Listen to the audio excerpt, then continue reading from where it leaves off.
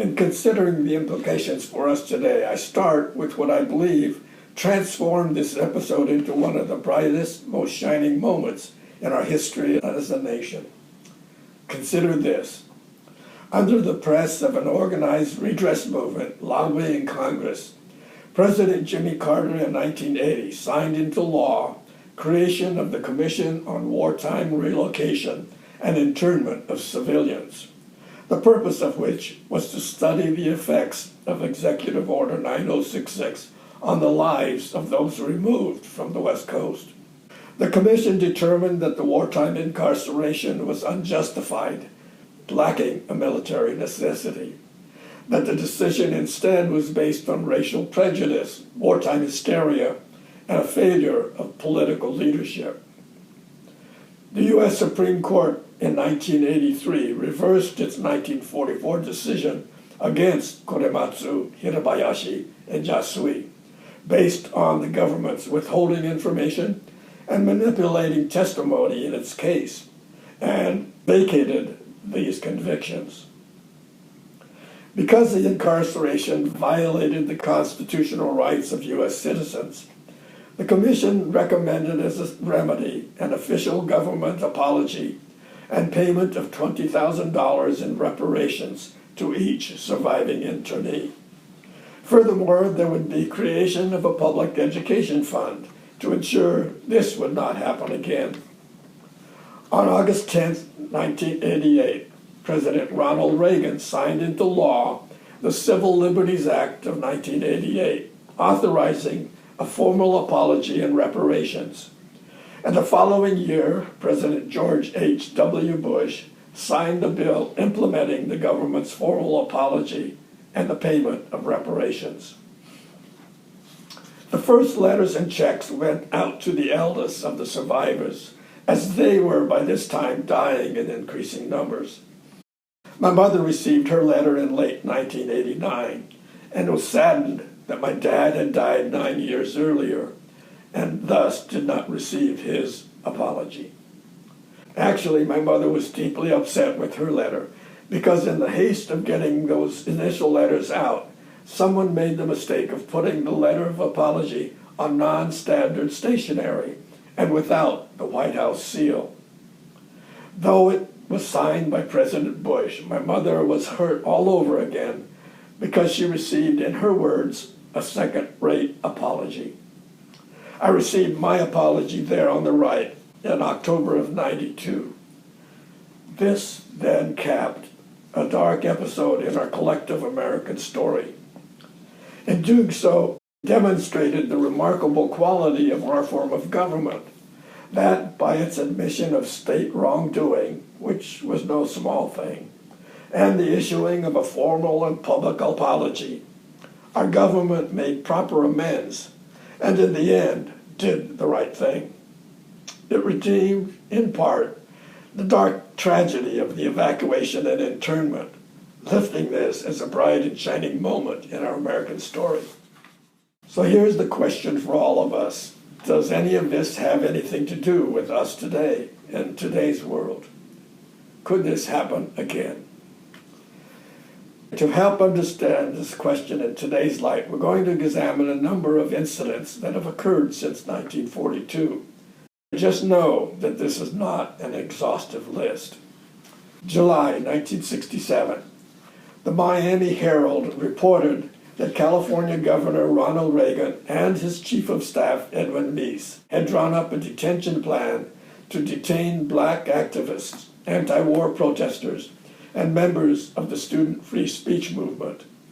In 1968, the House Un-American Activities Committee issued a report recommending the establishment of detention camps to indefinitely detain black nationalists and communists. 1970, General Louis Guifrida, commander of Governor Reagan's California National Guard Specialized Training Institute, wrote a paper in which he called for the declaration of martial law in the event of a national uprising of black militants that included relocation camps to detain up to 21 million American Negroes. Let me repeat that last portion. He called for the declaration of martial law in the event of a national uprising of black militants that include relocation camps to detain up to 21 million American Negroes. May 1987.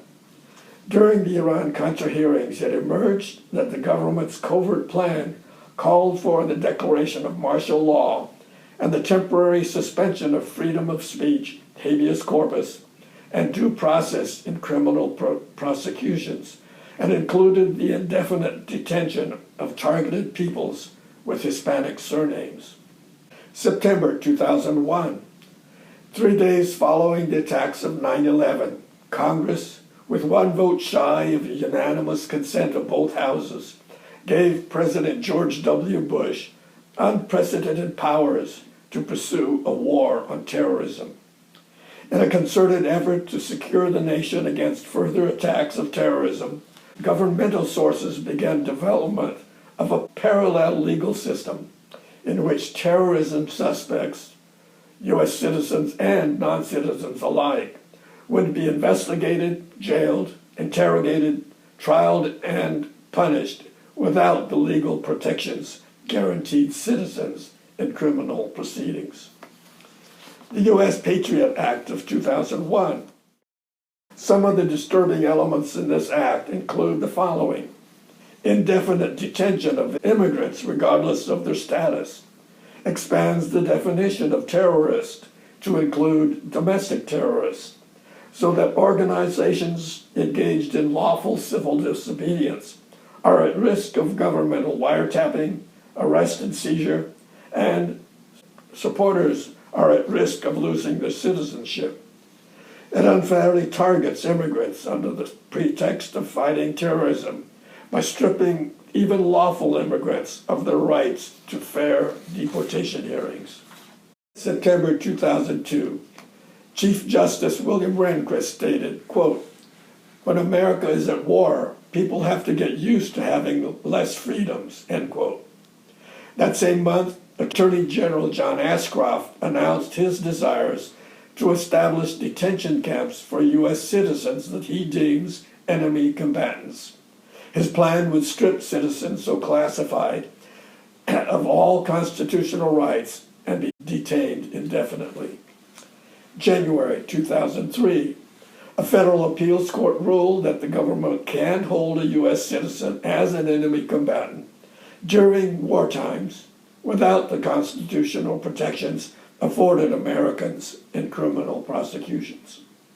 February 2006, a contract was awarded to Halliburton through the Department of Homeland Security in the amount of $385 million to build detention facilities for an emergency influx of immigrants. These immigrants were unnamed, but suspected to include Middle Easterners, Muslims, and possible dissenters. December 2011, President Obama signed the National Defense Authorization Act that included a provision to detain alleged terrorists indefinitely, including U.S. citizens, without benefit of due process or trial, usually provided in criminal prosecutions. January 2012. Recently obtained documents reveal that top intelligence officers of the New York Police Department directed specific surveillance of Shiite Muslims in the greater region surrounding New York, going back as far as 2006. This interest in activities within Shia communities centered around national concerns that Iran, a Shia country, represents the greatest threat to the United States. Surveillance activities included infiltration of Shia communities, mosques, and social groups. February 2012. Documents received by the Associated Press indicate that the NYPD also monitored Muslim student groups at universities throughout the greater Northeast during the same period back to 2006, including 8 colleges and universities within New York City alone. Reports indicate monitoring systems were created in cooperation with the CIA.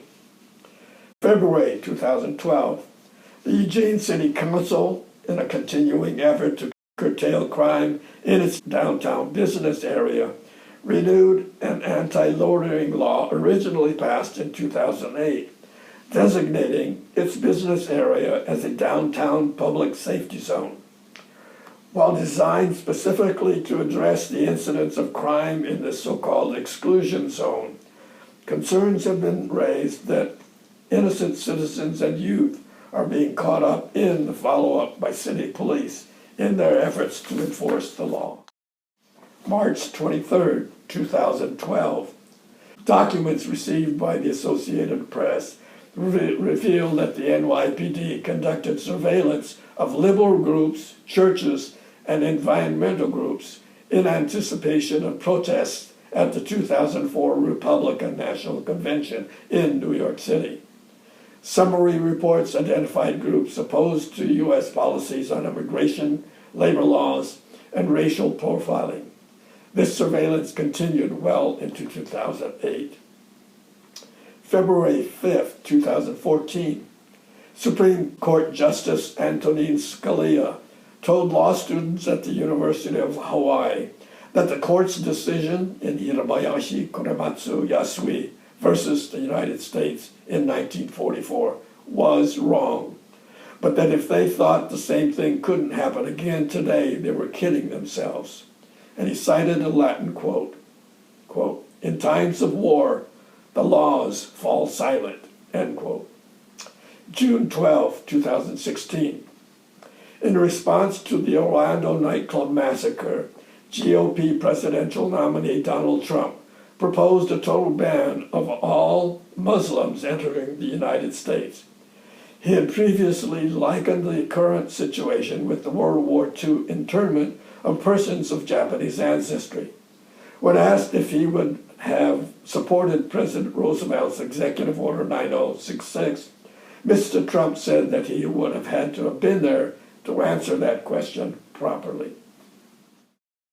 So revisiting the question, could this happen again today? The mechanisms of government to institute indefinite detention of any group remain in place today. Over the years, these measures have been used in varying degrees in response to numerous national security emergencies, and the setting aside of constitutional protections being central to these actions. Given the tenor of our times, with an increase in stirring of people's fears and talk of banning and registering certain groups, we must remain vigilant against repeating our mistake of 75 years ago.